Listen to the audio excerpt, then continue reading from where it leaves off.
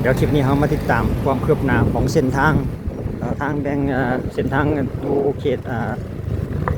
หลัก19เนาะจุดนี้คือหลัก19ทางแบ่งหลัก19สายใต้พี่น้องเดี๋ยวเราจะติดตามความคืบหน้าของเส้นทางเส้นนี้เบื้องในปัจจุบันว่าเพิ่นเททางพี่ต้งนี่เพิ่นเทไปฮอดจุดใดได้แล้วเริ่มต้นอยู่ที่ทางแบ่งก็ขึ้นอยู่กับบ้านนาล้อมพี่น้องเมืองไสธานีนครหลวงเวียงจันทน์จุดนี้คือบ้านนาล้อมรู้สึกว่าคนจะทีไป2 ฝาข้างเต็มเลยตั้งแต่ว่าบททันละให้รถใหญ่แล่นเนาะแล่นได้เฉพาะรถน้อยก็คนเอากันไว้อีกเลนหนึ่งปล่อยให้รถใหญ่แล่นแล้วเนาะแต่ว่าเส้นทางตัวนี้อีกเลนนี้คิดว่าน่าจะเทใหม่ก็เลยแล่นเฉพาะรถน้อยเพิ่นติดตามอีกทีนึงพี่น้องเส้นทางเส้นนี้คิดว่าแล่นออกไปหาบ้านนาศาลาเขตดงบังว่าไปเส้นทางฮอดบ้านท่าดอกคำนะพี่น้องว่าเพิ่นเทไปฮอดจุดใดเดียวแล้วเนาะสำหรับเส้นทางในปัจจุบันช่วงท้ายเดือนกุมภาพันธ์เอามาติดตามความคืบหน้าของเส้นทางเส้นนี้อีกทีนึงมาถึงจุดนี้รู้สึกว่าจะยังบ่ทันได้เทอีกเลนหนึ่งเนาะสำเร็จไปแต่เลนเดียว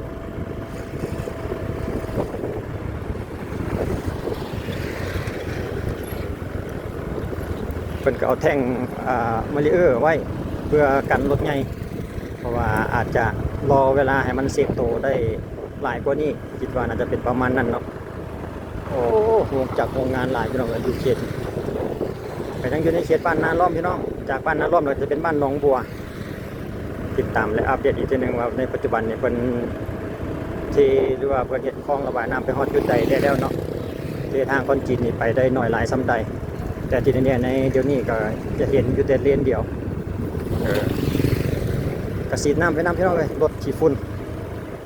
หน้าบ้านหน้าเฮือนของไผ่ของลาวละวะเพื่อบ่มให้มันมีขี้ฝุ่นนั่นเองขี้ไก่เต็มเลยบรรยากาศตอนแรงพี่น้องเลยช่วงท้ายเดือนกุมภาทางด้านหน้าเขาเนี่ยก็จะเป็นตลาดนาล้อม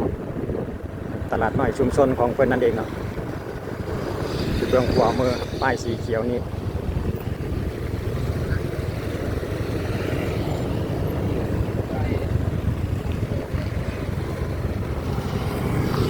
กับเป็นอนุญาตเฉพาะรถจักรน้อยๆจงปองไว้พี่น้องเอ้ยโอ้มาถึงช่วงนี้นี่มืดเนาะทางคอนกรีตแต่ว่าเพิ่นก็อัดแล้วก็ปูดินลุกลังหินแห่เรียบเลยเรียนสบายพี่น้องง่ายอยู่ต่างจากว่าอาจจะมีขี้ฝุ่นถ้าว่าเขาบดน้ำนี่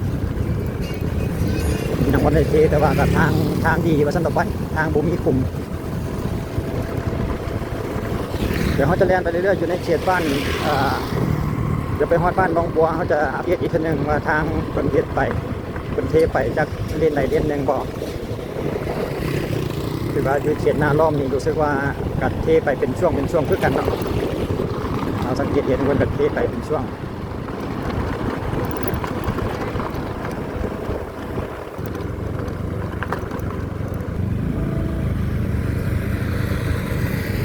ส่วนหลายที่เราเห็นคนก็จะเทไปมีแต่เลนเดียวอีกเลนหนึ่งก็เป็นดินแดงอยู่เนาะแต่ว่าคนก็อัดเป็นที่เรียบร้อยแล้วก็เรียบดีต่างจากว่าเป็นดินแดงส่วนหลายก็จะเน้นเทได้แต่เครื่องหนึ่งก่อนเนาะเทอีกเป็นเลนเดียวนะสก่อนจุดนี้เพิ่นก็ในเวลาตอนนี้เพิ่นก็เริ่มแยกแล้วเนาะรถเนี่ยโครถบดต่างๆเพิ่นก็จอดไว้เพื่อพักว่าเป็นตอนแรงแล้วหมดเวลาแยกแล้วนั่นเอง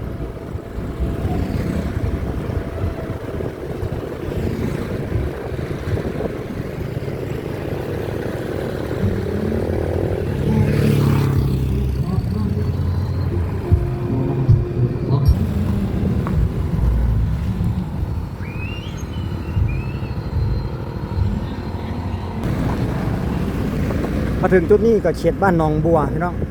กายบ้านนาล้อมมาแล้วจะเป็นเขตบ้านหนองบัวก็สังเกตเห็นก็จะเทแต่เครื่องหนึ่งคือกันกันยังดีกว่าพอได้เทจักเลนพี่น้องเลยก็ยังพอได้แลนลบฉีฝุ่นเลนใดเลนหนึ่งอยู่หันนะโอ้จังไดเนาะทางนี้เนาะโอ้บรรยากาศทางเว้นไป จุดนี้เพิ่นวางท่อลอดทางนี่ไปได้บ่เนาะ ไปเบิ่งก่อนเพิ่นให้รถจักรเรียนได้อยู่เนาะเออเพิ่นเฮ็ดวางท่อลอดทางนั่นเองวางท่อลอดทางก็เลยเฮ็ดทางเว้นรู้สึกว่าเพิ่นก็เทไปเป็นช่วงคือกันเนาะเทสลับกัน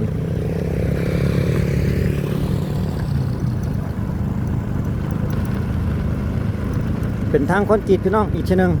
เส้นทางนี้ก็เส้นทางจากหลัก19เขตทางสาย13สายใต้นะหลัก19ไปหาบ้านนาสลาดงบังเขตบ้านท่าดอกคำออกไปหาพู้และท่าดินแดงไปเลยพี่น้องเส้นทางเส้นนี้นี่เนาะที่เป็นกำลังก่อสร้างระยะทางกันอยู่ประมาณ9กิโลเมตรปลายสำหรับเส้นทางเส้นนี้ในปัจจุบันปี2026เป็นก็ยังลงมืออย่างต่อเนื่องอย่างตั้งหน้าว่าซั่นต่อไปคิดว่าน่าจะส่วนหลายก็จะเฮ็ดเกี่ยวกับคลองระบายน้ำรายกว่าทางด้านหน้าเพิ่นกำลังเอาเหล็กตะแกรงเตรียมที่จะเทคิดว่าน่าจะเป็นมื้ออื่นเพราะว่าเฮาสังเกตเห็นเพิ่นฉีดน้ำไปพรมน้ำไปได้เนาะสุดยอดเลยพี่น้องเอ้ยรุ่นนี้เขตบ้านหนองบัวปูเหล็กตะแกรงเป็นที่เรียบร้อยแล้วเตรียมที่จะเทต่อไปอีกเรื่อยๆสมเสยพี่น้องเอ้ยพัฒนา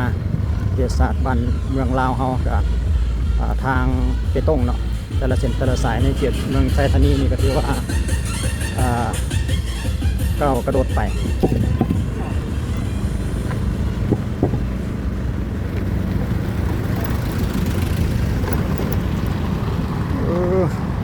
รถโม่ก็ยังบ่ทันได้เลือกใหญ่ตัวนี้ยังแล่นอยู่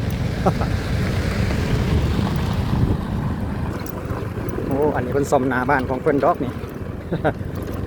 สมนาห้านนั่นเอง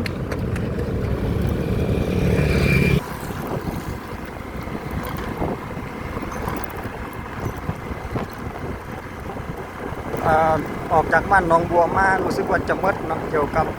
ที่เล่นใดเล่นหนึ่งแต่ว่ามาสังเกตเห็นทางนี่เพิ่นจะอัดดินหลักอัดหินคุกใส่เป็นที่เรียบร้อยแล้วเด้อนี่แสดงว่าสำเร็จเสร็จสิ้นในการอัดเล่นหินเรือนนอกจากนั้นก็ยังเหลือแต่เอาทรายมาปูหน้าแล้วก็เทได้เลยเด้อนี่เพราะเอาสังเกตเห็นเพิ่นอัดหินแน่นเป็นที่เรียบร้อยแล้วเรียบกิ๊บเลยพี่น้องเรียบปานทางลาดยางเลยหั่นแหละ ตั้งแต่ว่าเป็นทางดินหินอยู่เนาะดินหินทางลูกรังทางดินแดงแสดงว่าเป็นเกี่ยมเป็นอัดมาเป็นที่เรียบร้อยรอแต่เทอย่างเดียวแต่บัดนี้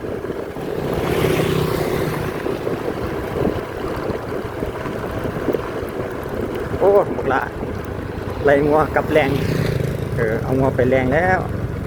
ลูกหลาน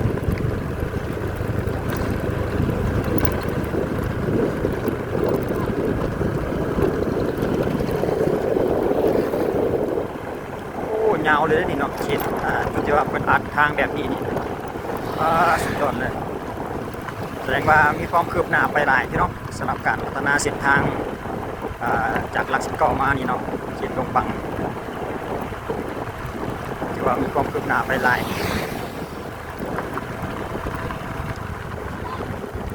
ถึงสิบ่ได้เทกับเป็นอัดทางแบบที่นี่ก็ถือว่าไปง่ายมาง่ายแล้วก็ทางนี่ก็จะกว้างดีก็ยังดีกว่าบ่ได้อัดไว้หั่นแหละเนาะถึงที่บ่ได้เทแต่ว่าก็ยังไปง่ายมาง่ายอยู่แต่ว่าคิดว่าแต่ละมื้อนี้เพิ่นก็ต้องได้รดน้ำไปนำคือกันสำหรับเส้นทางเส้นนี้เนาะเพราะว่าเฮามาในตอนแรงมันอาจจะเหือดแห้งไปได้แล้วแต่ว่าแต่ละมื้อนี่เพิ่นคิดว่าเพิ่นอาจจะฉีดน้ำใส่ทางหั่นน่ะรอให้มันง่ายนั่นเองครับมาถึงจุดนี้ก็เขตบ้านดงบังเนาะเขตบ้านดงบังเบื้องซ้ายกับนาสลาเบื้องขวาก็เขตดงบังจุดนี้ก็คือตลาดสดของเพื่อนนั่นเองก็สังเกตเห็นเกี่ยวกับทางนี่มันก็อัดมาเป็นที่คือกันนะเรียบเลยแลนแบบสบายเลยพอมาถึงจุดนี้พี่น้องเอ้ยส่วนก่อนที่จะสุดบ้านนาสลานี่เพิ่นกำลังอัดเด็กสังเกตเห็นรถเกตแล้วก็รถบด ทำงานกันพุ่นฟาดโทบ่เลิกยังบ่ทันได้เลิกเวียกเลยตอนนี้ก็6:00 ปลายแล้วเด้พี่น้องในเวลานี้ก็6:00 ปลายแต่ว่าก็สังเกตเห็นรถเจดรถบดเพิ่นทำงานอยู่ได้หรือว่าเพิ่นสิเรียนเมื่อพุ่นล่ะ รอเบิ่งอีกแป๊บหนึงก่อนว่าเพิ่นสิเฮ็ดอันใดสงสัยเกตอยู่มั้งเพราะว่ายามมื้อเวียนอาจจะบ่สะดวกคือยามมื้อแลงบ่หรือจังได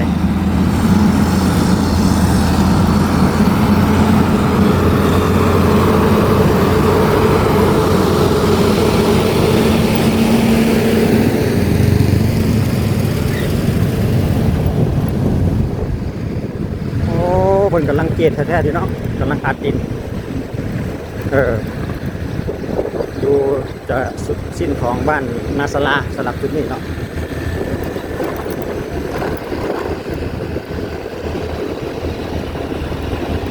นี่รถบด2 คันแล่นเคียงข้างกันเลย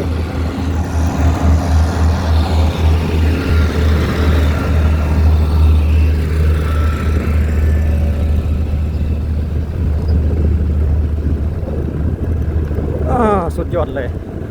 เร่งรัดพัฒนายังตั้งหน้าแท้ๆได้นี่พี่น้องเลย